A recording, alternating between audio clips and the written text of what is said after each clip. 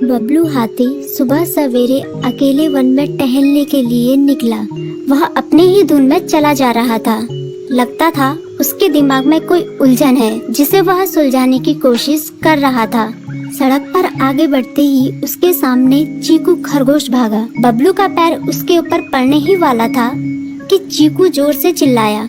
उसकी आवाज सुनकर बबलू ने अपना पैर पीछे खींच लिया। कहाँ खोए हो बबलू भाई? कहीं नहीं, बस कुछ ऐसे ही सोच रहा था। किस बारे में? तुम जानकर क्या करोगे? शायद मैं तुम्हारी कुछ मदद कर सकूं। तुम तो जानते हो आजकल वन में कितनी चोरियां हो रही हैं, पर चोर का कोई अता पता ही नहीं है। इस बात को लेकर वन के सारे प्राणी चिंतित थे। वे वहाँ खुद को सुरक्षित महसूस नहीं कर रहे थे।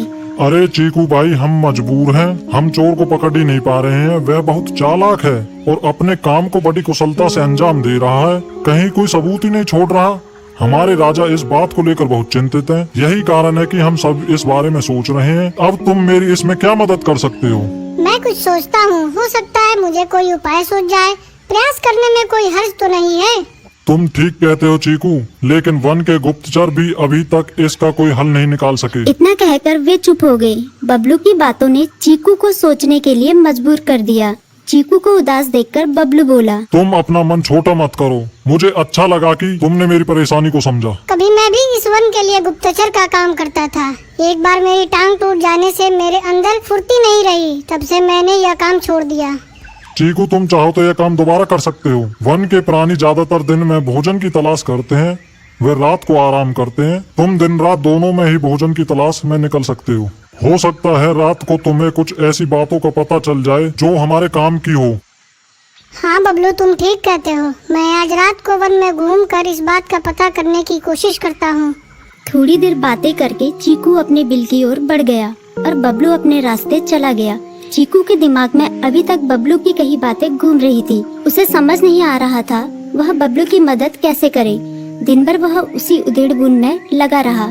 शाम होते ही चीकू कुछ सोचने लगा और वह चुपचाप बिल से बाहर निकल आया। चीकू की पत्नी ने देखा तो बोली, इस समय कहाँ जा रहे हो? बाहर खतरा है। खतरा तो सुबह भी रहता है, लेकिन खतरों से डर कर हम भूखे तो नहीं मर सकते। मैं बाहर घूम कर आता हूँ। इतना कहकर चीकू रात को बिल से बाहर निकल आया। कुछ दूर जाकर उसकी नजर बंकू उल्लू पर पड़ी, जो कुछ ही दूरी पर था। वह पेड़ की डाल पर बैठा अपनी गर्दन चारों तरफ घुमा रहा था। वह तेजी से पेड़ की एक डाल से दूसरी डाल पर उड़ रहा था। बंकू की नजर उस पर नहीं पड़ी थी। कुछ सोचकर चीकू पेड़ के पीछे से बाहर निकलकर थोड़ी खुली जगह पर आ गया और वहां से बंकू उल्लू को देखने लगा। बंकू ने चीकू को अंधेरे में भी देख लिया, पर उसने उसमें कोई उत्सुकता नहीं दिखाई और अपनी गर्दन चारों ओर घुमाता रहा।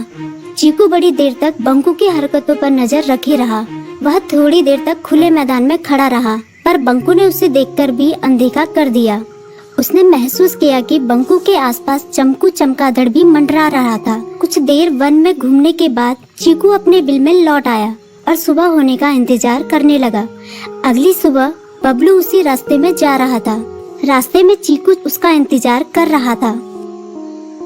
आज बड़ी जल्दी आ गए बबलू। हाँ, आजकल मुझे चिंता की वजह से नींद नहीं आती। कोई नई खबर है क्या? यकीन से तो मैं नहीं कह सकता, पर मैं तुम्हें ऐसे प्राणी का नाम बता सकता हूँ जो शायद चोरों की मदद कर रहा है। कौन है वो? बंकू उल्लू। इतना कहकर चीकू ने रात की घटना उसे ज्यों की त्यों सुना दी। इसे सुनकर बबलू का माथा ठनका।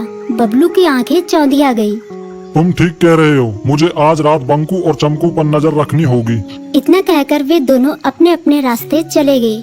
बबलू रात को अपने साथियों के साथ बंकू पर नजर गड़ाए रहा। उसकी संदिग्ध गतिविधियों को देखकर बबलू ने उसे उसके साथियों चंकी और संकी लोमड़ के साथ पकड़ लिया। बबलू ने सख्ती से पूछताछ करनी शुरू कर दी। तुम इस समय बंकू चमकू के साथ क्या कर रहे हो? हम चारों दोस्त हैं, इसलिए साथ बैठकर बातें कर रहे हैं। चमगादड़ और उल्लू की दोस्ती तो समझ में आती है, पर लोमड़ के साथ दोस्ती कैसे हो सकती है? सख्ती से पूछने पर दोनों ने अपना जुर्म कबूल कर लिया और सभी चोरियों के बारे में बताया जो उन्होंने कुछ दिन पहले वन में की थी। बबलू ने उनके चोरी का सारा सामान भी बरामद कर लिया। बंकू और चमकू को अभी तक समझ में नहीं आ रहा था कि वो इतनी आसानी से कैसे पकड़ में आ गई।